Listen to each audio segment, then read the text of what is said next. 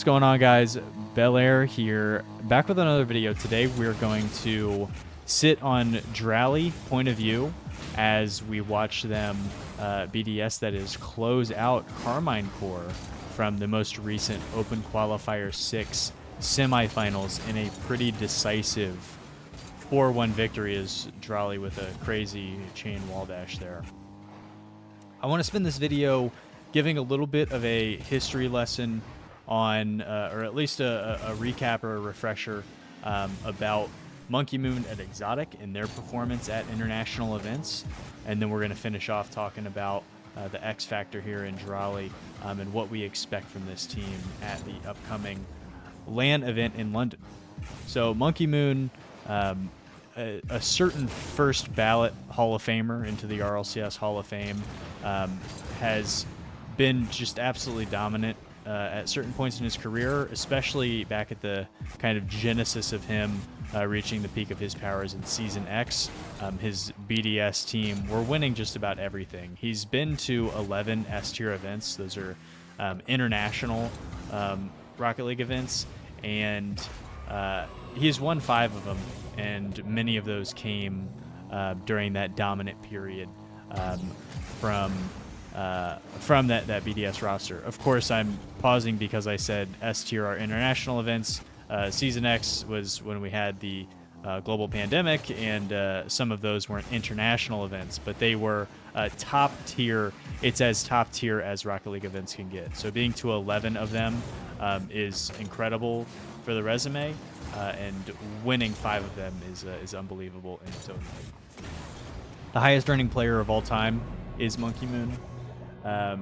He's really just dominated competition since that Season X, and there were some blips where BDS took a backseat, but you know, looking at the Octane in 2021, they did a ranking of the top 20 players in the world, and M0nkey M00n was the #1 player there, just to show the longevity of him and his greatness, still being able to win back-to-back events at this stage in his career, while some of the other highly rated players on that list, the Justins, Garrett G's, you know, Archies, Jorias of the world are at different points of their career. M0nkey M00n continues to be a fixture at the top of Rocket League competition. Exotic really popped up at the world stage at the World Championship from the 21-22 World Championship in Fort Worth, Texas. How many times can I say World Championship? An event that was eventually won by M0nkey M00n and Team BDS.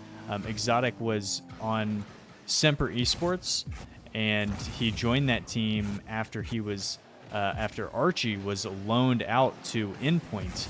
Cassio and Chaussette needed a third, and that ended up being Exotic, who was a massive part of them going 3-0 in the wildcard stage, which caught a ton of people, myself included, by surprise.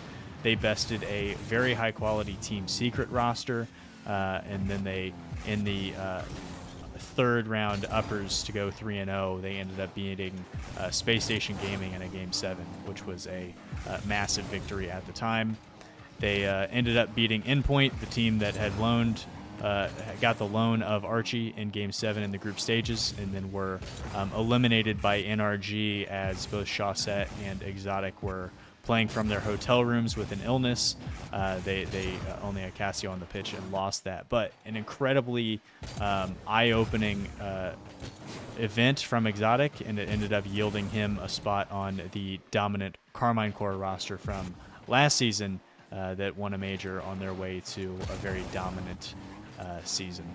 As Dralii is going to slot 1 top corner for the 3-1 there, let's go ahead and transition over to Dralii, who was an unknown coming into this season, had never seen success at the RLCS level, and got this massive opportunity alongside this BDS roster, and has really shown, flexed his muscles and shown his abilities over the course of this season so far.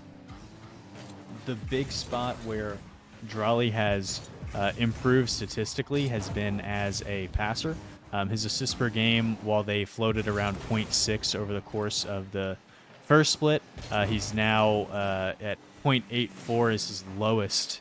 0.87 and then 0.92 are the three events from this major.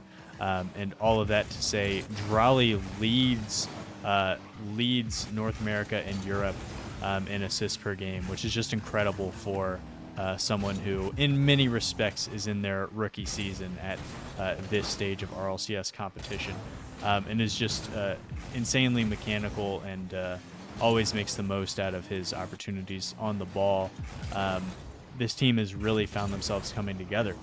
The question really that remains for them is, are they going to be able to, as the game ends, and we can pull up our stats here, are they going to be able to keep this momentum going? They have now won back-to-back competitions. They took down Team 3, Vitality, and Oxygen in Open Qualifier 5, and then didn't have to face any LAN competition in Open Qualifier 6, taking down Endpoint, Carmine Core that we just saw, and Luna Galaxy. So very impressive to win back-to-back, especially, in a stacked European region. But do we diminish the quality of this win by the fact that they didn't have to take out any LAN competition? Is something to consider. And also, BDS have commonly been a team who don't always stay consistent with their events. We've seen them have to go to round 5 in Swiss several times before making their run. They lost to Endpoint in a quarterfinals to begin this season, but that's really splitting hairs on a team that is dominated exactly when you would want a team to start peaking. They have bested the strongest region as we head into what is essentially a home game for them in the at the upcoming London event. So it's either them, G2, and Falcons are probably going to be the three who are talked about the most. Of course, Gentlemates, having won the previous LAN, deserves some serious consideration as well. But I still have to watch some more film on BDS to determine where I ultimately will have them in the mix for this event. But for the time being, where do you see them now? Who do you have your eyes on headed into this event? Who do you think is the X factor for them? Is it the young Dralii? Is it the proven commodity and exotic? Or is it the savvy winning veteran in M0nkey M00n? Let me know in the comments below. Guys, thank you so much for watching. And until next time, take it easy.